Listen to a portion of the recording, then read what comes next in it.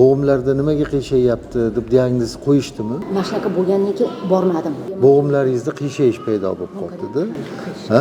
Yuragingiz bezovta qiladimi? Dupur turadi-da. Yurak qon tomir tizimiga ham qarash kerak ekan, suyak bo'g'imlarga qarash kerak ekan. Hazmingiz yaxshimi, yaxshi emasmi? Bu bo'g'imda bunaqa bo'lishi uchun yurak bilan buyrakni ham davolash kerak. O'zinglarga tushdim, analiz topshirdim. O'zinglar sizni davoladimi?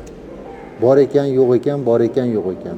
Ertadan keyin doktor to'g'ri aytibsiz, buni bo'g'imim deb faqat bo'g'imga qaraveribmanman, uni sababiga qaramabman. Mashinaga qarab o'tirib. Ha.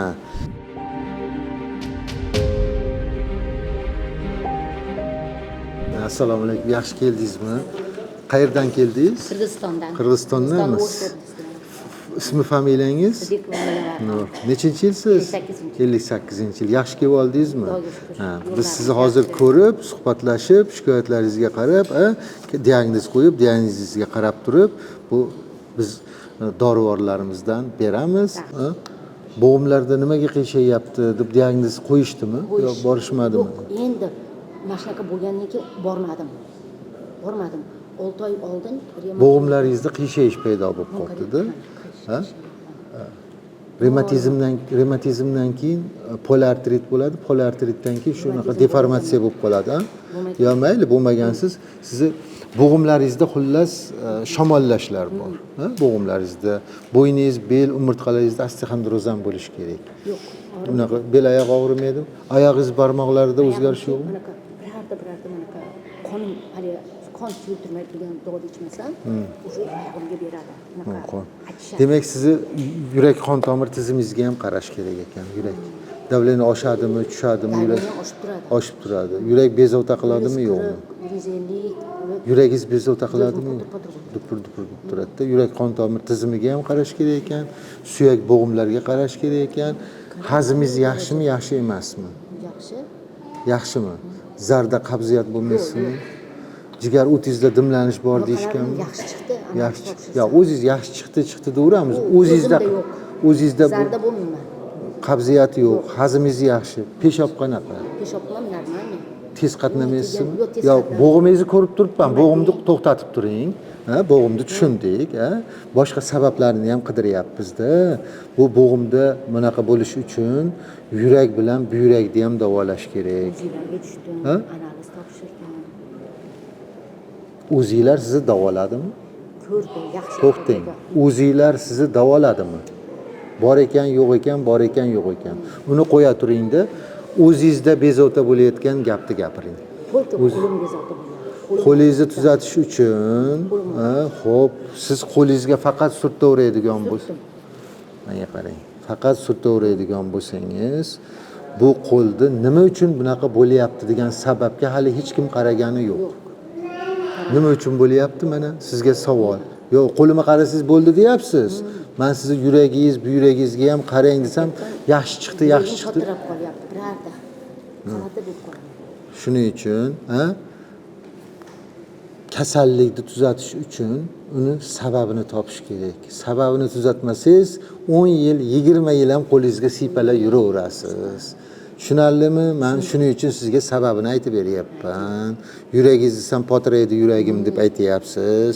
Buyragingiz yo'q, yaxshi dedi, o'zingizda yaxshi dedi deb ma'qullayapsiz. Mayli, lekin o'zingizdagi holat, o'zingiz bilan o'zingizdagi holatning farqi bor. Sizda yurak, buyrak, hazm o'tingizda ham endi tushgandir, to'g'ri, lekin hazm tizimingizda ham o'tingizda ham dimlanish bor. Bo'g'imlaringizda tuzlar qolib ketyapti yurakning quvvatsizligidan. Peshob bilan yaxshi haydamayapti. Mochvinalar qolib ketyapti bo'g'imlaringizda. Shuning uchun shu holatga kelib chiqyapti. Nimasi yo'q, u genetikaga tomondan. Ha, davolanasizmi? Davolanib. Farzandlar nechta? Bir dona qizim bor. Kasalligingizni nima deyishdi jensk tomondan? Nima deyapti? Eroziya qilyapti. Ha, ya u narsalarga malhamlar bor, beramiz. U oddiy narsa-ku, u eroziya degan narsa. Boshqa nimasi yo'q. Ha, bo'ldi. Xullas, bo'g'imlarni davolash kerak. Bo'g'imlarni davolash bo'ldi. Siz faqat mana shu bo'g'imimni davolasangiz bo'ldi deyapsiz. Mana shu bo'g'imingizni davolash uchun men o'zim sizga aytmagan joylarda ham bir Namanganda shaharga borib sanatoriyada dam olaman. Mayli, dam olavering. Aslida dam olaman, oldi gapish. Sizga o'sha bo'g'imlarni tuzatish uchun uni keltirib chiqarayotgan sabablariga qaramasangiz, yurak, asablar qanaqa? Birpasda anaqa bo'lib ketaman. Siz boshqa sabablariga uncha qaramayapsiz-da, bo'g'imimga qarasangiz bo'ldi. Xo'p, bo'g'imingizga qaraymiz, lekin bo'g'imingizni tuzatish uchun yurakni ham davolash kerak, asabni ham davolash kerak. Yurak, buyrak,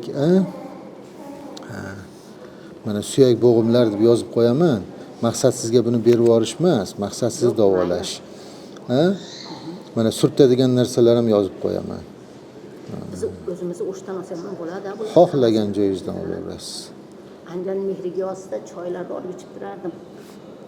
Ixtiyoringiz, imkoniyatingiz, xohishingizga qaraysiz. Bitta haligi sizga buni berib yuborish, yozib, ko'p narsa yozib sizga berib yuborish emas, sizni davolash maqsad. Ertadan keyin doktor to'g'ri aytibsiz, buni bo'g'imim deb faqat To'g'ri. bo'g'imga qaraveribmanman, uni sababiga qaramabman. Mashinga qarab o'tirib. Ha, doktor aytgan gapingizni qiluvdim. Bo'g'imlarimda ham yaxshi bo'ldi, asablarim ham yaxshi bo'ldi, yuragimni potirashi ham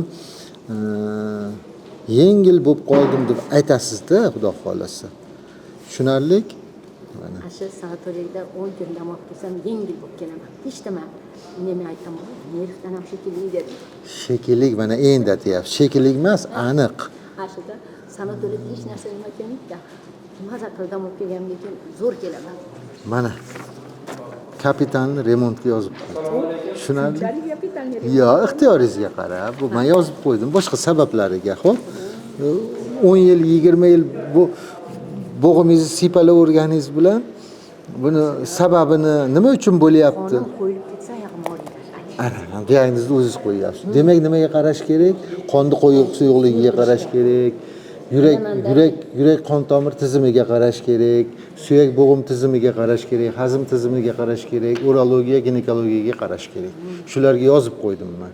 Ma'qul, qizlarga chiqsangiz tushuntirib yana berishadi. O'sha eroziyaga ham malhamni ishlatasiz. Eroziyaga ham malham bor.